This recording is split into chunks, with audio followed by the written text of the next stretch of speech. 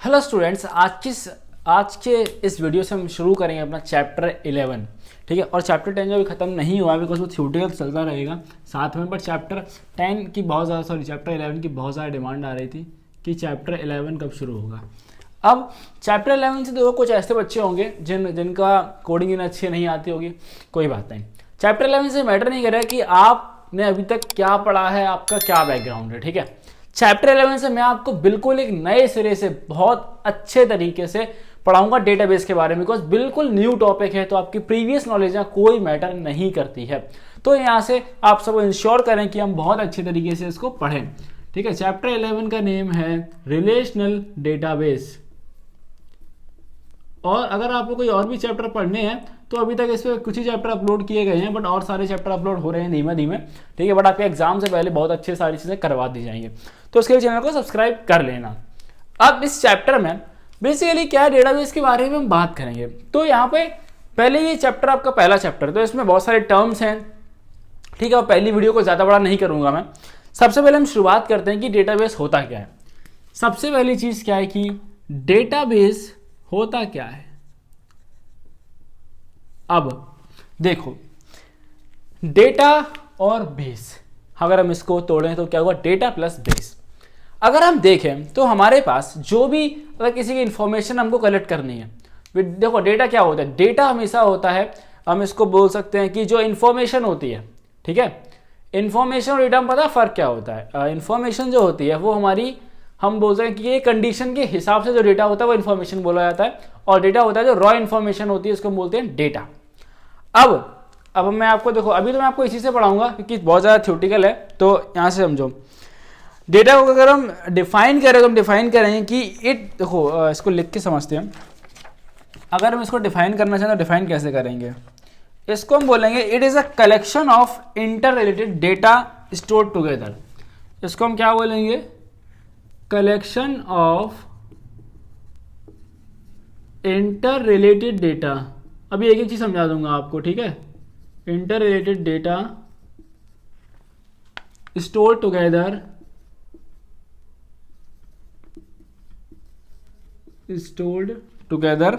To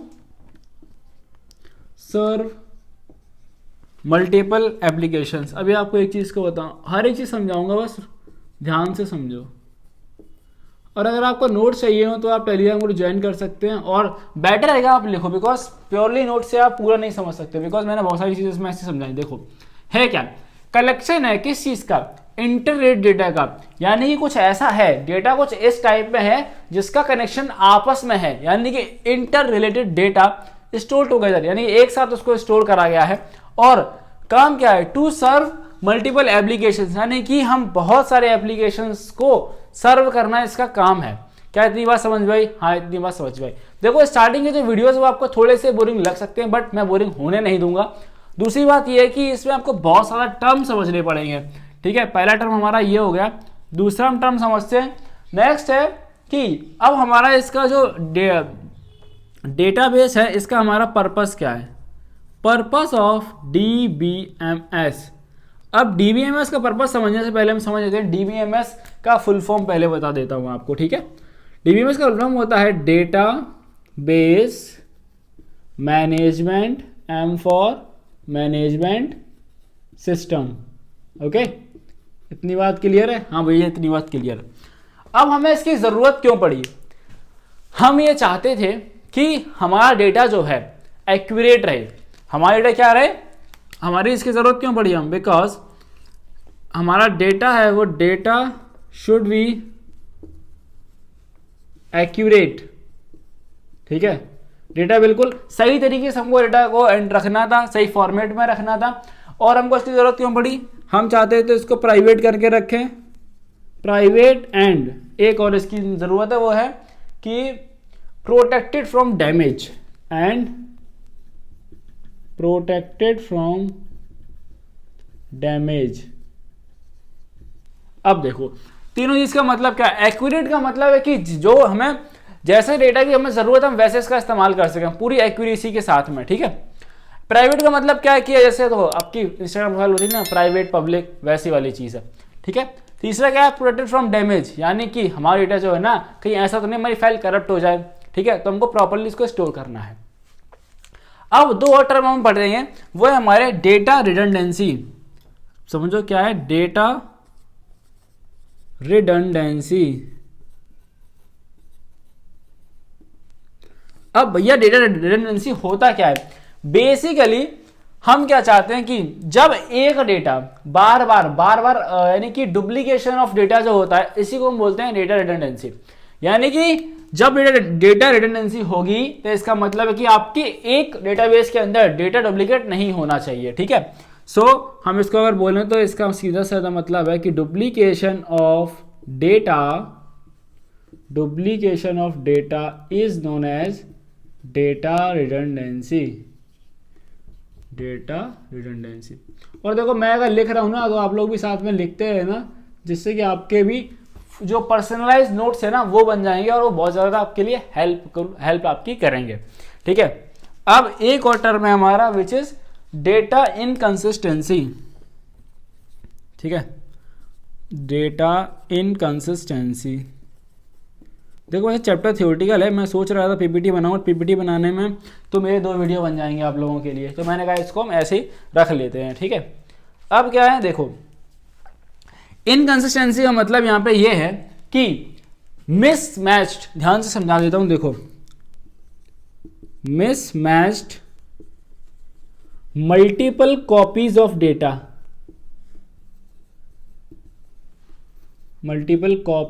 data, is known as data inconsistency, ठीक है, हाँ जी, ओके, ठीक है।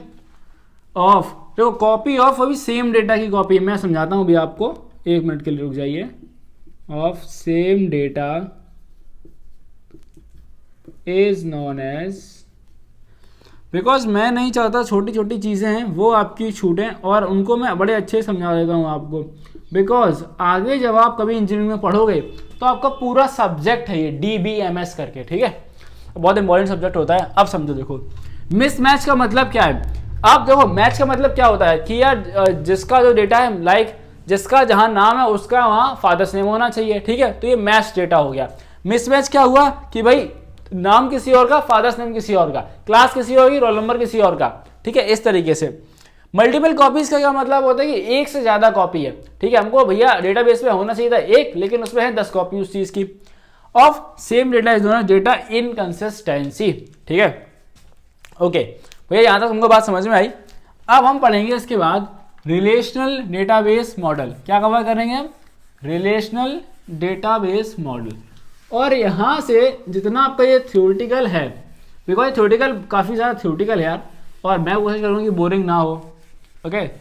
आप लोग इस चैनल में पहली बार आए हो तो तब तक जब तक मैं बिगाड़ रहा हूं आप लोग चैनल को सब्सक्राइब करके सपोर्ट कर सकते हैं, ओके, सब्सक्राइब कर देना यार, और साथ में दोस्तों से शेयर भी कर देना। चलो अब हम पढ़ेंगे रिलेशनल डेटाबेस मॉडल। अब देखो इसको ध्यान से समझना, ठीक है, रिलेशनल डेटाबेस मॉडल। अब इसके अंदर क्या क्या आपके टॉपिक्स रहेंगे वो मैं आपको समझाता हूं। देखो अब बात क्या है कि डेटा को हमें बहुत अच्छे तरीके से ऑर्गेनाइज मतलब कि बहुत अच्छे तरीके से स्टोर करना था, तो हमने क्या किया इस मॉडल के अंदर। सबसे पहले इस मॉडल की खास बात क्या है कि in this model data in this model data is stored into tables. Data जो हमारा है वो टेबल्स के अंदर स्टोर किया जाता है। किसके अंदर, टेबल्स के अंदर डेटा स्टोर करा जाता है, ठीक है भैया। अब दूसरी चीज समझ लो कि जो ये टेबल्स है, जिन टेबल के अंदर हम डेटा को स्टोर कर रहे हैं, ठीक है, so these tables are known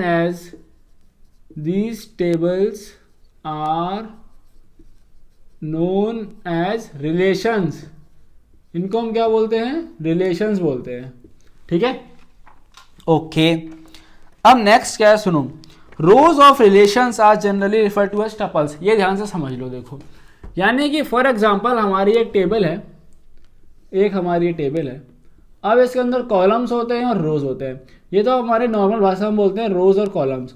but हम पूरे इस डेटाबेस के अंदर रोज और कॉलम्स नहीं बोलेंगे, हम क्या बोलेंगे कि रोज का एक नाम दिया गया है कि रोज ऑफ रिलेशन। अब ध्यान से समझो, rows of relation are known as tuples, ठीक है, TUPLES। अब देखो रोज ऑफ रिलेशन, रिलेशन का मतलब क्या है, टेबल, यानी कि रोज ऑफ टेबल, इस टेबल की जो रो है। अब रो क्या होती है वो समझ लो, जो ये है हमारी, ये, ठीक है, इनको हम बोलते हैं रोज। लेकिन यहाँ रो नहीं बोलेंगे, क्या बोलेंगे यहाँ पे हम टपल्स बोलेंगे, ठीक है, ओके। अब इसी तरह भैया कि हम कॉलम को हम कॉलम नहीं बोलेंगे, बिल्कुल सही कह रहे हो, कॉलम को कॉलम नहीं बोलेंगे, कॉलम को हम क्या बोलेंगे, देखो, so columns of relation are known as, पता है क्या बोलेंगे, क्या, एट्रीब्यूट्स, एट्रीब्यूट्स, एटीट्यूड नहीं, एट्रीब्यूट्स, इस पहले समझ गए, ATTRIBUTES, यानी कि जो हमारे पास ये है, ये क्या है, ये हमारे सारे कॉलम्स है, क्या है ये, कॉलम्स। लेकिन हम यहाँ पे क्या बोलेंगे, डेटाबेस के अंदर इनको बोलते हैं हम एट्रीब्यूट्स। क्या इतनी बात समझ में आई? हाँ भैया इतनी बात समझ में आ गई, ओके। अब इसके बाद हम पढ़ेंगे कंपोनेंट्स ऑफ अ टेबल, ठीक है, टेबल के कौन कौन से कंपोनेंट होते हैं, ओके। सो ये रहा हमारा नेक्स्ट टॉपिक, कंपोनेंट्स। कंपोनेंट, सबसे पहला कंपोनेंट हमारे पास है BYTE। अब ये देखो बाइट क्या है, बेसिकली बाइट है, a byte is a group of bits, क्या है, a byte is a group of bits. अब इसको बोलते हैं कि a byte is a group of bits which is used to store characters, ठीक है, यानी कि हम इसका इस्तेमाल करते हैं कैरेक्टर्स को स्टोर कराने के लिए, क्या, बाइट। और बाइट क्या है, बाइट एक ग्रुप होता है कि इसका, बिट्स का, ओके। हाँ भैया ये बात हमें कुछ कुछ तो समझ में आ गई है। अब अगला है हमारा डेटा आइटम। बड़े नए नए नाम आप लोग सुन रहे हो, हर एक चीज़ बड़े आराम से ध्यान से समझाऊंगा, नोट्स में बहुत अच्छे से मैंने लिख रखी है, नोट्स चाहिए हो डिस्क्रिप्शन बॉक्स में लिंक है, वहाँ पे आपको मिल जाएगा टेलीग्राम क्लास 12 का लिंक, ठीक है, डिस्कशन ग्रुप जो है उसमें आपको नोट्स मिल जाएंगे। अब देखते हैं डेटा आइटम क्या कह रहा है, साथ में इनके जो अदर्स नेम है वो भी आप ध्यान रख लेना। डेटा आइटम को हम एक और नाम से बुलाते हैं, वो है हमारे पास फील्ड्स, FILDS। डेटा आइटम क्या और बोलते हैं हम, फील्ड्स भी बोला जाता है। अब इसके बारे में देखते हो, देखो, it is the smallest unit of named data, यानी कि किसी भी डेटा की क्या है, स्मॉलेस्ट यूनिट है। So it is smallest unit of named data, okay, ठीक है भैया। और समझो इसके बारे में, और क्या है ये, it may consist of any number of bits और बाइट्स, यानी कि इसके अंदर कोई रिस्ट्रिक्शन नहीं है। सो इसके अंदर it can contain any number of bytes और बिट्स, ठीक है, बात समझ गए, समझ गए। अभी मैं आपको टेबल बना के दिखाऊंगा, ठीक है, प्रॉपरली। नेक्स्ट है, a data item represent one type of information and is often reference field और डेटा एलिमेंट। देखो ये रिप्रेजेंट करेगा वन टाइप ऑफ इंफॉर्मेशन, मैं बताता हूँ आपको, it represents one type of information, ठीक है। अब वन टाइप ऑफ इंफॉर्मेशन का मतलब क्या है, देखो मैं आपको बताता हूँ। आपने ये टेबल देख रखी है, ठीक है, मैं अब इस टेबल ऊपर इसको इरेज कर देता हूँ पहले, तो आपको समझाता हूँ।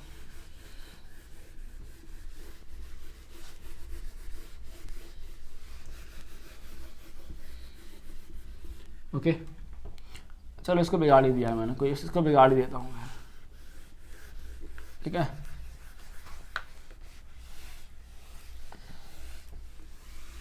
और बनाते हैं, एक टेबल बना देते हैं। फॉर एग्जाम्पल मेरे पास एक टेबल है, इधर बना देता हूँ मैं, ताकि मैं कुछ लिख सकूँ इधर, बाद में राइट में बना लेता हूँ, ओके।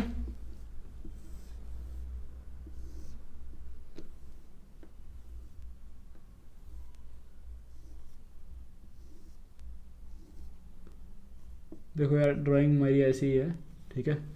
तो अब आप मेरी भावनाओं को समझ रहे हैं ना, बस बहुत बढ़िया। फिर ओके, अब देखो ये क्या है, इनको हम क्या बोलेंगे, tuples.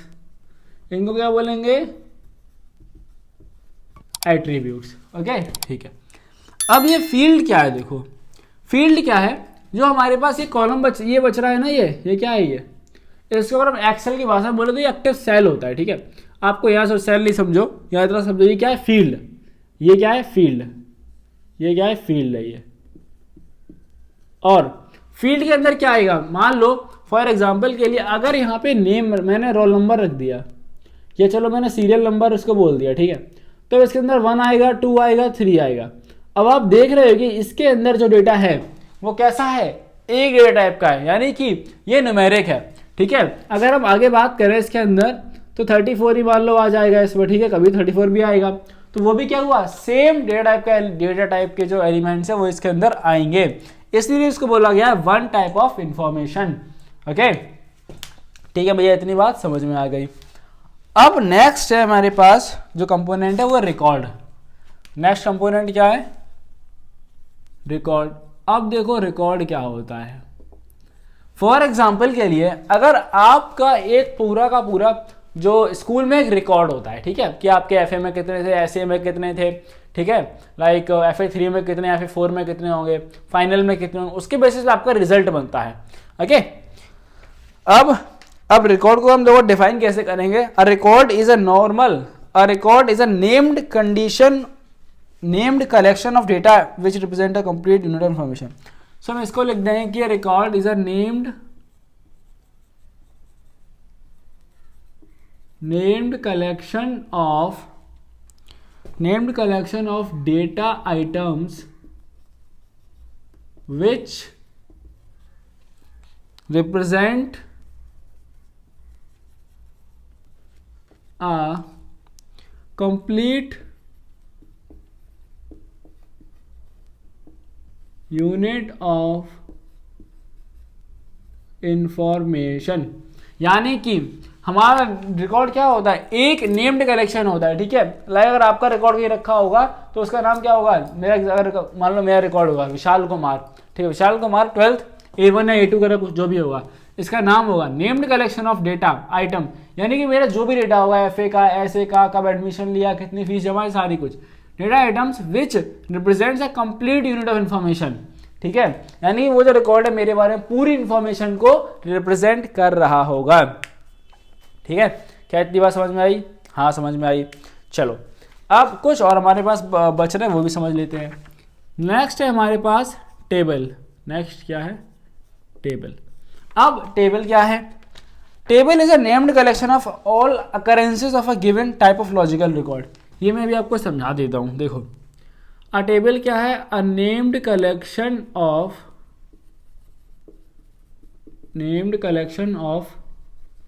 all occurrences of a given type of logical record, ठीक है। अब बात क्या है, देखो मान लो हमने एक टेबल है, ये हमारे पास एक बहुत बड़ी टेबल है, हमने इसमें कंडीशन लगा दी, ये हमारे पास बहुत बड़ा क्या एक रिकॉर्ड है, ठीक है। हमने इसमें कंडीशन लगा दी कि वेयर, ये भी आपको आगे पढ़ा हुआ, जहां पर वेयर आपके मार्क्स ग्रेटर देन 50 हो, तो अब क्या होगा, इस कंडीशन के बेसिस पर एक और अलग टेबल बनेगी, ठीक है। एक वर्चुअल टेबल क्रिएट हो जाती है, ठीक है। और हम उसको ऐसे भी बोल सकते हैं, तो हम उसको टेबल का नाम दे सकते हैं कि है क्या, नेम्ड कलेक्शन हुआ ऑल अकरेंसेस का मतलब है जितनी भी पॉसिबिलिटी होंगी, यानी कि एक कंडीशन से जितनी पॉसिबिलिटी आपकी होंगी तो हम उसको क्या बोल सकते हैं, टेबल का नाम दे सकते हैं। ओके नेक्स्ट हमारे पास जो है वो है फील्ड्स बच रहा है, ठीक है, नंबर 5 फील्ड्स। अब हम देखते हैं फील्ड्स क्या होते हैं। सो देखो इनकी डेफिनेशन जो है ना, मेरे याद करने का कोई मतलब है नहीं, ठीक है, आप लोग याद करनी है तो करो। So these are the columns containing one type of information, यानी कि फील्ड हम किसको बोलेंगे, दीज आर द कॉलम्स, अभी आपको समझाता हूं मैं, columns containing one type of information, containing one type of information, यानी कि इसका मतलब इतना सा है सिर्फ, देखो अगर मैंने यहाँ पर एक मिनट, ये मेरा क्या रिकॉर्ड था, अगर यहाँ मेरे पास नेम लिखा होगा तो क्या इसके अंदर सबका नाम ही तो होगा, ठीक है, इसके अंदर किसी का नाम होगा, ओके, सबके नाम ही होंगे इसी तरीके से, तो हम क्या बोलेंगे उसको, फील्ड बोलेंगे। These are the columns containing one type of information, इसके अंदर एक ही टाइप की इन्फॉर्मेशन है तो इसको हम क्या बोलेंगे, इसको एक हम फील्ड बोलेंगे। ओके, क्या बात समझ गए? हाँ, हम बात समझ गए हैं। ओके, हमारे पास अभी कुछ और कंपोनेंट बच रहे हैं, वो भी देख लेते हैं। नेक्स्ट हमारे पास कंपोनेंट है वो है रिकॉर्ड का। देखो अब रिकॉर्ड क्या होता है देखते हैं। दीज आर द रोज, ये क्या है, दीज आर रोज, ठीक है, रोज है, ओके। अब ये क्या रिप्रेजेंट कर रहे हैं, देखो representing one complete unit of information. अब यहां से ये बात समझ लो बस, one complete unit of information का मतलब क्या, बस ये समझ लेना, बात समझ में आ जाएगी तुमको। किसके बारे में, रिकॉर्ड के बारे में। देखो अगर मैं इस एग्जांपल को देख लूँ वापस से, चलो मैं यहाँ पे लिख देता हूँ, मैंने यहाँ एड्रेस डाल दिया और पेरेंट्स का फ़ोन नंबर डाल दिया, ठीक है, और मान लो मेरा एड्रेस कुछ भी है XYZ, ओके, मान लो मेरा UP है, ठीक है, और मेरा फ़ोन नंबर कुछ भी है, ठीक है। अब देखो एक जो क्या है, एक रिकॉर्ड क्या है, एक रो है, दीज आर द रोज, ये क्या है, रो है। अगर हम इस वाली रो को पकड़ लेते हैं तो ये क्या कर रही है, रिप्रेजेंट कर रही है one complete unit of information, यानी कि एक बंदे की कंप्लीट यूनिट, कंप्लीट इंफॉर्मेशन है, कंप्लीट इंफॉर्मेशन। देखो सीरियल नंबर उसका 1 है, नेम उसका है, एड्रेस है, फोन नंबर है, यानी कि रोज जो होते हैं वो 1 यूनिट ऑफ इंफॉर्मेशन पूरा रिप्रेजेंट करते हैं। 1 यूनिट का मतलब होता है एक बंदे की कंप्लीट इंफॉर्मेशन। ओके, ठीक है। नेक्स्ट हमारे पास बच रहा है टेबल्स, ठीक है, और टेबल मैंने आपको ऊपर बताया ही था, इसको हम ठीक है, ये रिपीट हो गया है। टेबल क्या है, group of all logical related records, ठीक है, जितने भी लॉजिकल रिकॉर्ड हो सकते हैं वो हमारे टेबल में ही हम बोलेंगे हम उसको। अब यहाँ से आप एग्जांपल समझ लो DBMS के, कि कौन कौन से DBMS हैं हमारे पास। हमारे पास MySQL है, ठीक है, और SQL लाइट होता है, और एक हमारे पास है, बहुत सारे हैं, पोस्ट SQL। अब इनके बारे में एक और चीज़ समझ बता देता हूँ, वो समझ लो कि जितने भी तीन के तीनों है ना, ये कैसे ओपन सोर्स है। अब आपको ये समझा देता हूँ पहले ओपन सोर्स क्या होता है, आगे बहुत काम आएगा अगर ओपन सोर्स पता है। देखो ओपन सोर्स क्या होता है कि ओपन, जैसे इसका नाम बता रहा है ओपन और सोर्स, यानी कि उसका जो कोड है वो ओपनली पब्लिक के लिए ओपन है, यानी कि अगर आपको लगता है कि हम उसमें कोई फीचर ऐड कर सकते हैं, ठीक है, हमारे हिसाब से हमें लगता है तो हम उसमें जाते हैं गिटहब वगैरह पे और उसका कोड, कई सारे कॉम्पिटिशन्स होते हैं, अगर कॉम्पिटिशन भी नहीं है ना, हम देखते हैं इसके कोड में हम क्या कर सकते हैं, ठीक है, अभी आपके लेवल पे बताऊंगा आपको हम क्या कर सकते हैं, और हम उसमें ऐड कर सकते हैं अपना कुछ भी, परमिशन वगैरह लेनी पड़ती है, वो सारा होने के बाद, ठीक है। For example open source code की अगर मैं बात करूँ तो VLC प्लेयर हो गया, काली लिनक्स हो गया, ऐसे बहुत सारे सॉफ्टवेयर है। तो बस आज की इस वीडियो में इतना ही, आगे कंटिन्यू करेंगे हम अगली वीडियो में, और अगली वीडियो में हम पढ़ेंगे आपसे रिलेशनल मॉडल टर्मिनोलॉजी, ठीक है, जिसमें आपको बहुत सारी चीज़ें, कुछ प्रॉपर्टीज बताऊंगा, और उसके बाद हम ऐसे इस चैप्टर को बहुत जल्दी कवर कर लेंगे, ठीक है।